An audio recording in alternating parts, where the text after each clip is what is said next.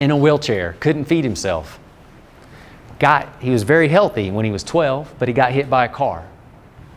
So from the time he was 12 till he was 18, for 6 years, he had been in a wheelchair, couldn't feed himself, couldn't stand up, couldn't do a lot of things on his own. His well-meaning caretakers said he was where he was, gave up on him.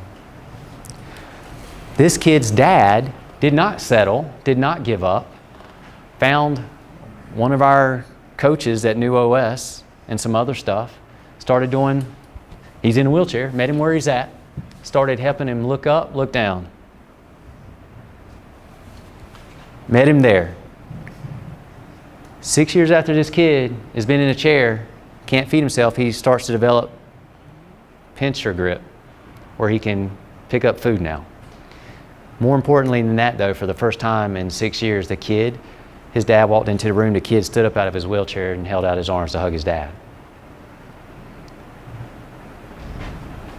The one thing that dad probably wanted for years, thought he would never get or had hoped for, was to be able to see his son stand up and hug him. This is after professional had given up on this kid and said he was where he was. Your body's capable of changing. You're never stuck. Never. And you may not be running like Usain Bolt like you used to could, but you can optimize what you got. You can still do some really cool stuff. That's powerful. Head nods to help somebody develop the ability to hug their dad again. I mean, what did that give that dad? I mean, it's just, if you wrap your head around all of it, it's crazy. This could be the quote of the day, especially if you're a Han Solo fan. Unless you saw anybody see the new movie? What'd you think? It was entertaining. That's the best, that was the label I gave it. It was entertaining. It's just so hard when you're a Harrison Ford fan though, and you're like, that guy ain't Harrison Ford. He can't even crack a whip, and even that's another movie, but who cares? But one thing that Han Solo did so well in all the movies, he never cared about the odds. He didn't care. He pushed forward. And that's what, we talked about all those definitions of strength. Strength is really, it's defying the odds. So it is the ability to live your life the way you want to feel good throughout your entire life. And it is the ability to transform the world. Do you think with the stuff that we just did, is it possible that you could change the world? You're daggone right it is. Gertrude, that kid, that's world-changing stuff. And strength is really the difference though between that. I can or I cannot. And again, we get to decide. It's a choice. Do you want to be above that line or you want to be below it? And to me, that's strength. And there's an integrity to strength. I'll try to explain what I mean. Like sometimes I have thoughts, I don't even know what they mean. And then I just write them down. Hopefully I'll catch it later. You guys have probably heard this. A cord of 3 strands is not easily broken. That's powerful. Integrity is a state of being whole and undivided. Spirit, mind, and body as one, together. That is not easily broken. And if you are one, then your integrity is really reflexive. It's just something that you have, you are. You just have it. And it's the alignment between what we want and what we do, without debate and without thought. It's just, again, it's reflexive. It's just there. When everything in you is running in the same direction. You simply do because you are. That's integrity. And that's strength also. Now, we don't always have that, though. Sometimes there's a disconnect. Sometimes your spirit and body and mind aren't fully in agreement. Sometimes your mind is asleep and we struggle. Some of you will know what I'm talking about here and some of you won't, and that's okay. But anybody ever feel a pull inside of you for something? You got a pull and it won't leave you alone. It just kind of gnaws at you, gnaws at you, gnaws at you. I call it the yearning. And it's a yearning for more. It wants more. Or for greatness or love or transformation. And it's often felt, but it's not recognized. And when it's not recognized, I think that leads to the disconnect. So if you didn't know that yearning in you, your purpose, this is your purpose right here. We all have a purpose, but we all have a more broad purpose. And I think this is everybody's broad purpose. It's to make a difference. It's to be useful, to change the world. Now you have a specific purpose inside of that, but when it comes to the end of the day, it's to change the world. And that's usually where your yearning is trying to pull you, even if you don't know it. It's what you're made to do. Because again, you're a co-creator, and you don't just get to co-create your nervous system, you get to co-create your environment, your world. You're made to move, you are made to be strong, and you're made to make the world better. So how do you do this? How do you change your community, your home, your circumstances, your life? You follow that pull. And again, some of you, if you don't know what I'm talking about, hopefully you will one day, because it'll gnaw at you. But if you know and believe in your purpose, this is how you, and this is, once you know what the pull is, then you can use your design, your neurology to your advantage.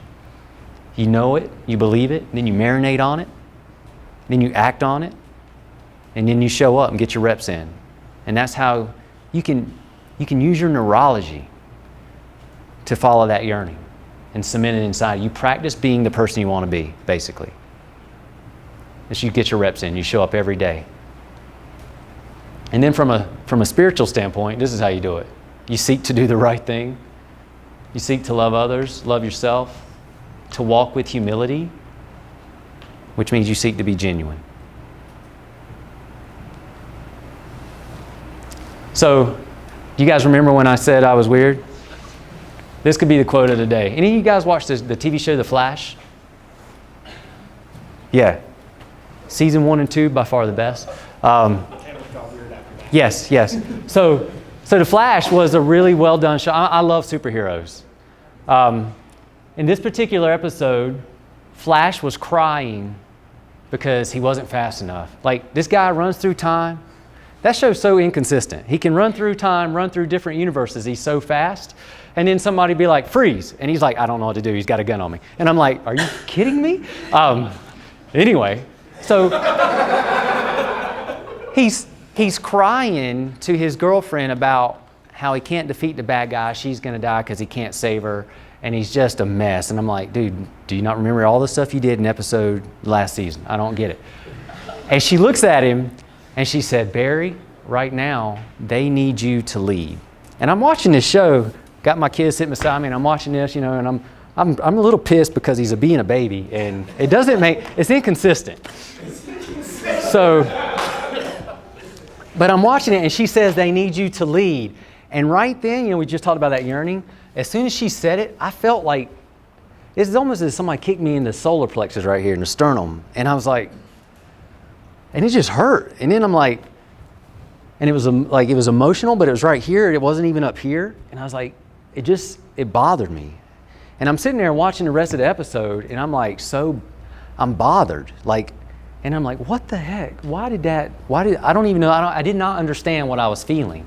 And I kid you not, the show goes off, and I'm like, and there's this weird sadness and unknowing that I'm struggling with in my head. And I walk away and I go to my room and I just sit down, and all I can hear her say is, they need you to lead. And so I'm sitting there and I see the word lead just go in front of my face. And this is no joke. I'm not making this up.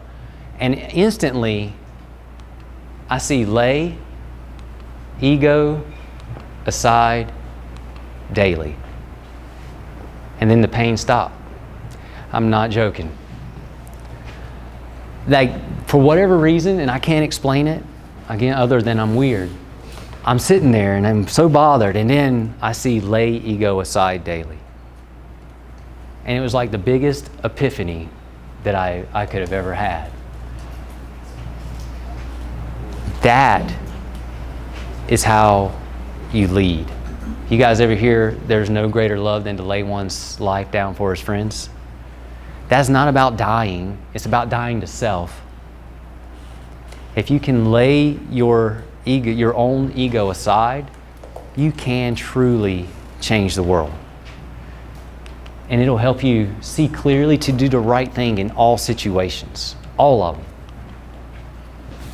It'll help you become compassionate in all circumstances because you're not wrestling and struggling with yourself because you've laid it down. Because there is literally no greater love.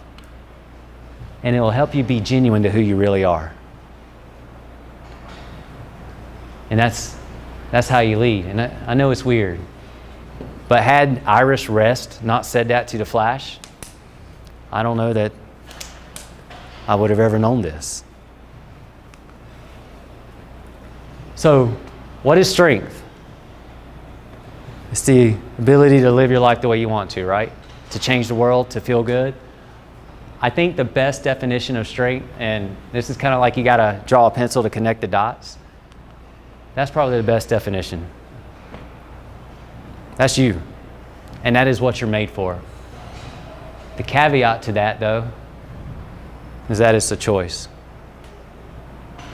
It's a choice between whether you show up every day. It's the choice between whether you move the way you're designed to move, to if you want to accept the norms of the world, or you want to see if there's an option, what's behind door number 3. And it's a choice between whether you want to lay down your own self and look at the world through different eyes. But that is strength. And this could be the quote of the day. Probably one of the greatest country music singers of all time, George Strait. Lead on. And that's really all I got for this part, I think.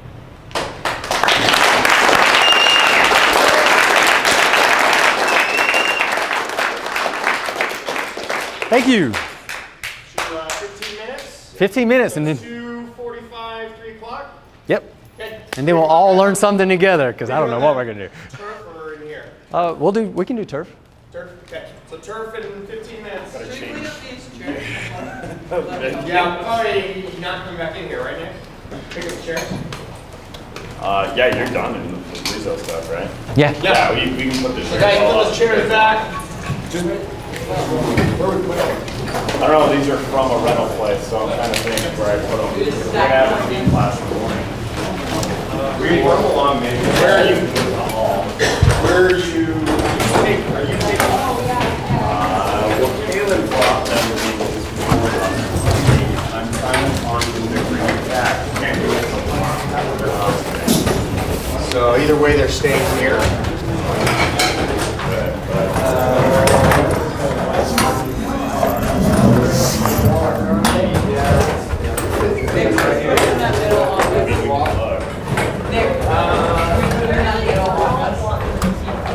Well, wait, today? I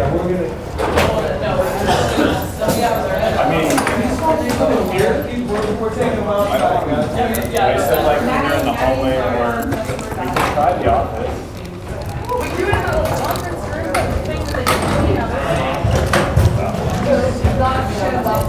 Yeah. All right.